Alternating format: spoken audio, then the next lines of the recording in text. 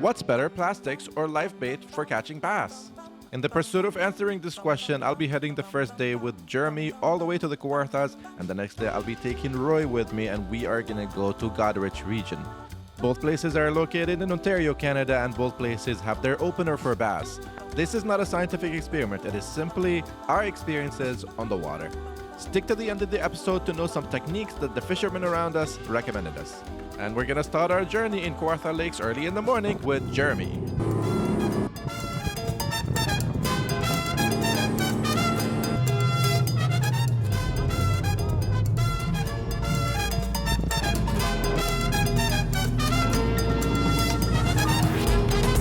Kawartha Lakes is located northeast of Toronto, and it was empty, so we had the whole place to ourselves. Goderich was a completely different story. It was a little foggy, a little too busy, and the little pools where fish would hide were occupied. Goderich opened for bass on Friday, so there were people that came at midnight the night before in order to reserve their spot. Roy and I couldn't get there early enough, so we went there in the morning. Meanwhile at Kawartha, Jeremy and I were scouting for spots to fish.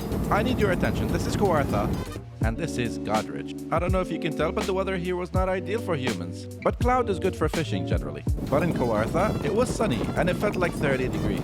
The water in Kawartha is kind of cloudy, but at the same time it's full of vegetation, which is an ideal place for bass fishing. Oh, I think I ate a bite. Do you go faster than this? Why?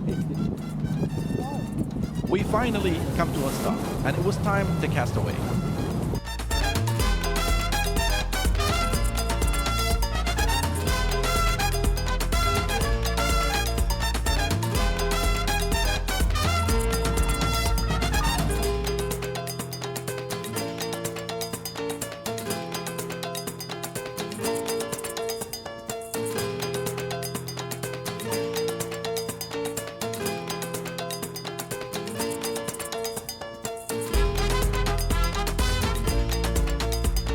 On arrival, and in the first couple of casts, Jeremy scores. He seems to have hooked something. I'm not gonna lie, I was expecting it to be seaweed, but it was a fish somehow. A bass to be exact. And he hit it with a Cinco, an artificial worm that's generally used for bass.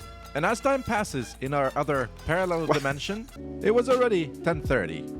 And I was getting frustrated for not being able to fly my drone. So we decided to go to Bayfield. At least in Bayfield, I can fly my drone a little bit. And this, my friends, is Bayfield. I've never been there before. It was my first time. But the place was magnificent. It's unbelievable how clear the water was in there. We can literally see the fish underneath us.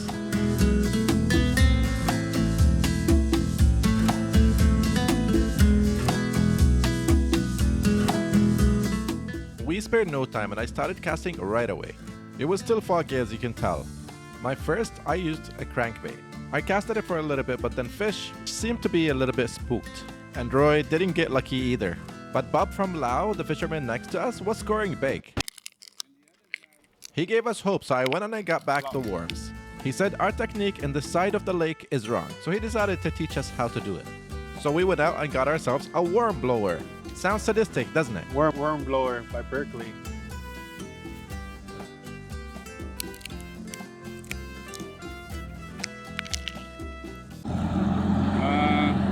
I blow them up first. And then hook it? What way do you do it? Release it that way. Close in the head. And blow it Oh, okay. one shot. Oh, okay. One shot. Ah.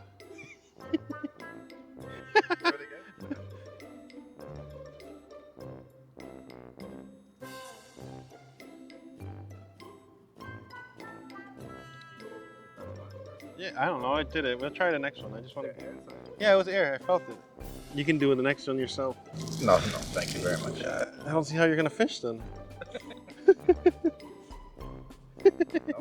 Then I caught Roy red-handed, taking pictures of other people's fish and sending them to his fishing buddies, pretending that it's his. So I told him, take a picture of it. I did. Oh, you took a picture of it? Yeah. Of the fish Yeah. that you didn't catch? The one I caught? Yes. What are you talking about? Okay. This is how we're supposed to blow it up. In this technique, you shoot the worm one shot, enough air to keep it floating in the water. And you should add some weight to the end of your line. Are you just supposed to do little pieces sections at a time?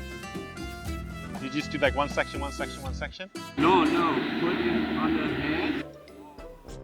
This guy tried to get me.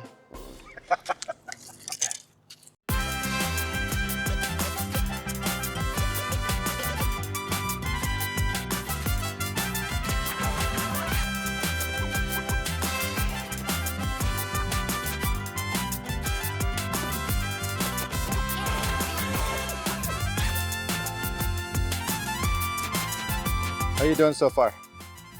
Jeremy was also using Syncos at the beginning. He hooked them using the Texas rig. These are artificial worms and they're biodegradable in case you don't know. Losing them in the water or if a fish ate them would not affect the environment. Bass openers should be busy, no? Yeah, I fished here. Pretty sure I have.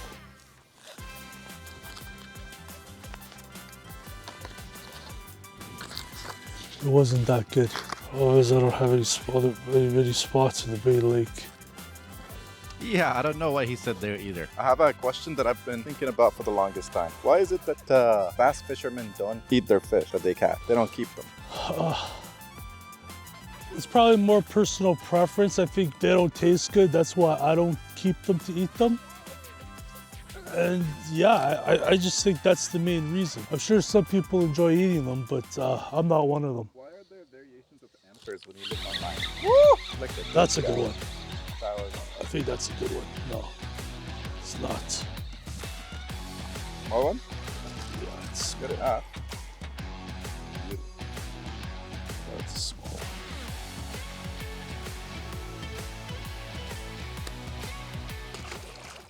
And what would you say is a fish that you will keep, like anytime? I like crappie. Perch is great. Those are probably my favorites. You had high expectations. Thought it was gonna be a big largemouth.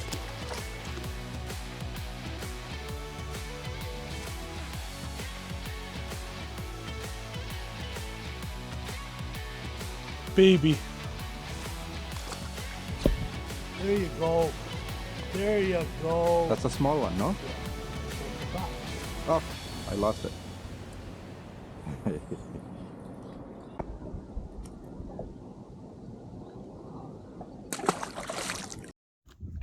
There you go, finally. All right, buddy. Have a good night. Explain away. So the reason we're fishing this shoreline, the current is coming down here, and we're looking for spots that they're waiting to ambush prey, like this dock. Okay. Oops. We'll put that on camera. We were fishing all types of structures.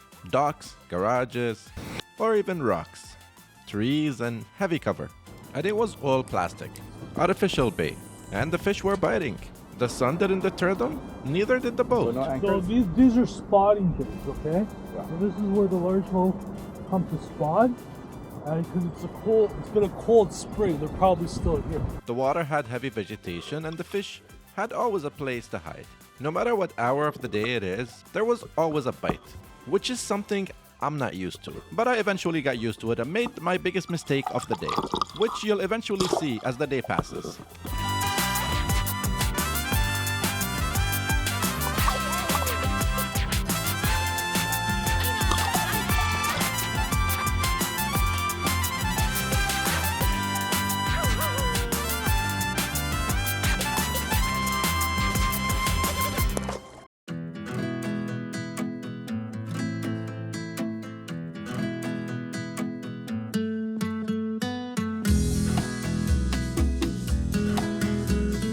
And on the other side of our parallel universe, Roy and I caught only the one fish each. But our new buddy, Bob from Lao, not only was he able to catch a large bass, but he also caught a coho salmon using the blown up worm technique. I don't know if you know, but salmon is usually caught in the winter.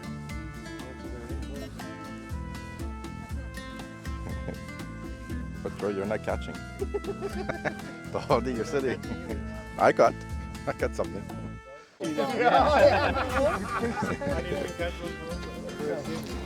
That's what I would do. Oh, 100%. I didn't know you can catch them during summer. No, I caught one in Godrich a couple of years ago. During summer? Right, he bit it hard, and he wasn't good. 3, 2, 1. Okay.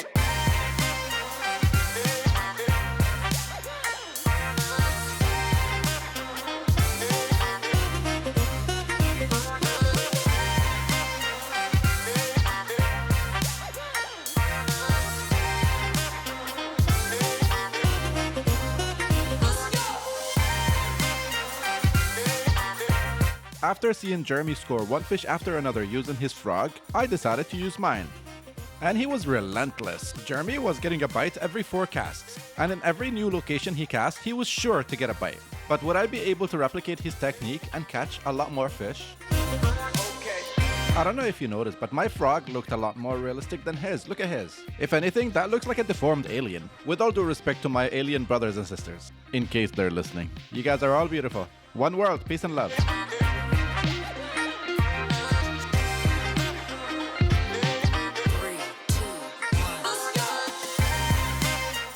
Jeremy was playing Pokemon on the water. He was not catching any fish that he finds. He was looking for the Pikachus of the lake. Catching any other fish for him was like a meh situation. Would he be able to catch his Pikachu?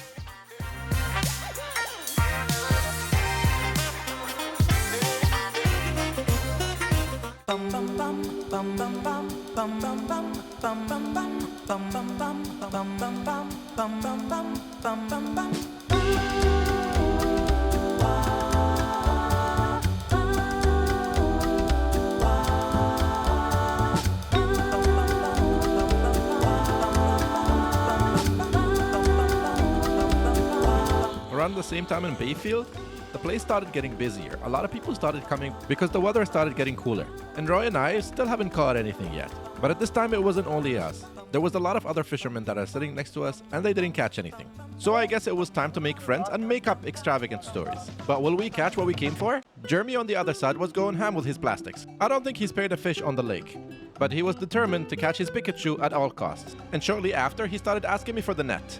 And I delivered, although I was carrying the camera. He thought he caught his Pikachu, but there seems to be a lot of seaweed.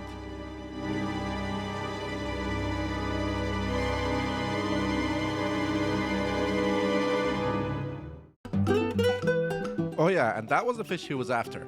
He finally got what his heart desires. This was the Pikachu to his Pokemon collection, the artery to his heart, the water to his desert, the dessert to his meal. And he was gonna treat it like he treats his best friend.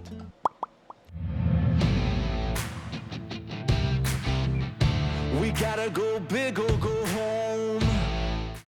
Yes, they see white during the day better on top than they do a dark color. So it's just the experience? Yes, it's the experience. That's green pumpkin. Different companies, green pumpkin looks different. This is the bait. Green pumpkin, zoom horny toad. I thought you said zoom horny bait. That's what it is, zoom. Oh, it is actually. Which one do I prefer to boat?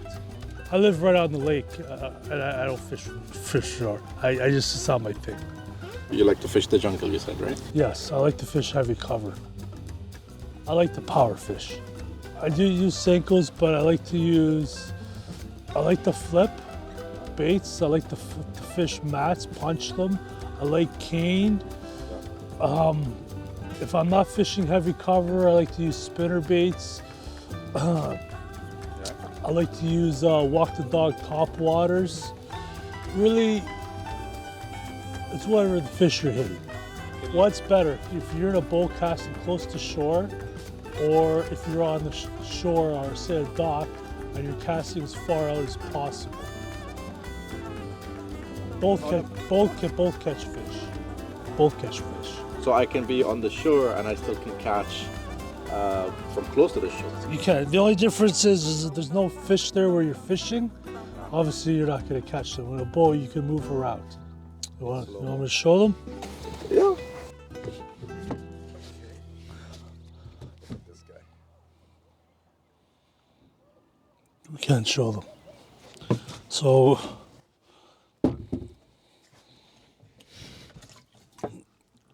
You can't show what. oh, they're dead. You take them home? Okay.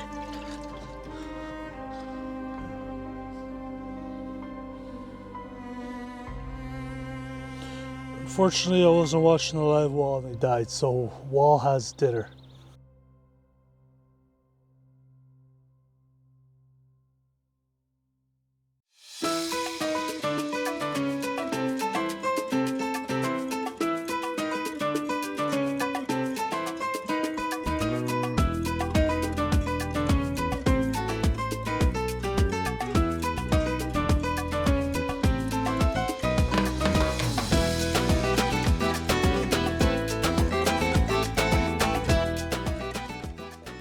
caught one fish, Roy. I caught one at garbage. Should we do anything else? Maybe we're doing something wrong.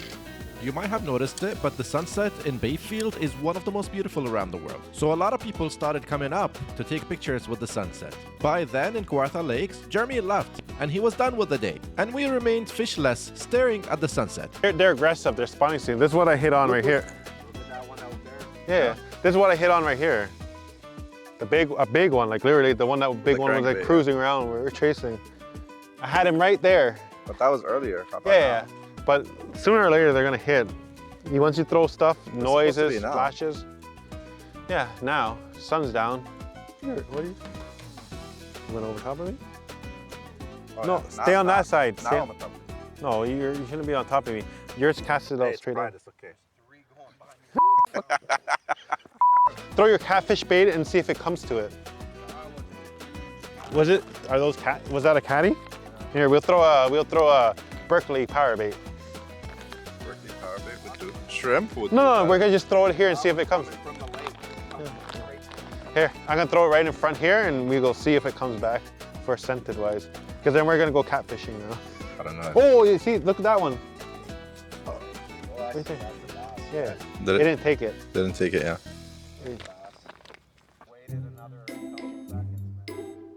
What the f? It was a goby. No. Yo, you wanna see? Got him? No, look, this is what stole my worm. Oh, it's a goby. I can see it from here. Wait, Yeah. you caught a goby? Yeah. Oh, that rotten bastard. Look at what fuck. You let it eat the whole f***ing time. Wait. Eat my whole worm. This is a f***ing fish. Look, Oh, you have a goby on it. look. This motherfucker let it eat my whole worm. The worm was double the size of this shit ass motherfucker, invasive species. You were talking the whole time. What do you want me to do? This guy let the goby eat my whole worm. Like a full ass f***ing worm. It was bigger than the goby. You saw how big that was. It was like a long worm, man.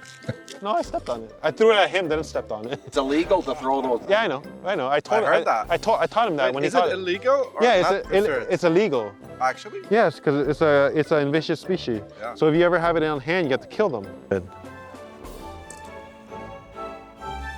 In October, everything's flooded, sucks the fish.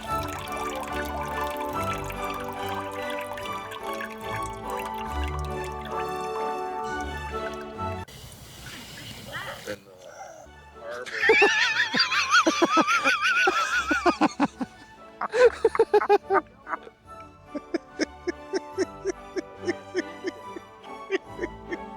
harbor.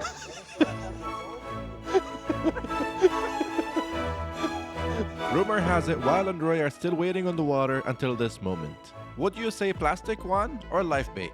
In my opinion, they're both good bait. But in this competition, clearly plastics won. It really depends on the water clarity, the temperature, and other variables. And my mistake with Jeremy is that I changed what was working to something I didn't know much about. Let me know in the comment section what you guys think is a better bait. And don't forget to have fun while you're at it. The outdoors is full of treasures to unlock. Let's unlock them together. Subscribe to Outdoor Savvy and watch our previous videos and the future ones.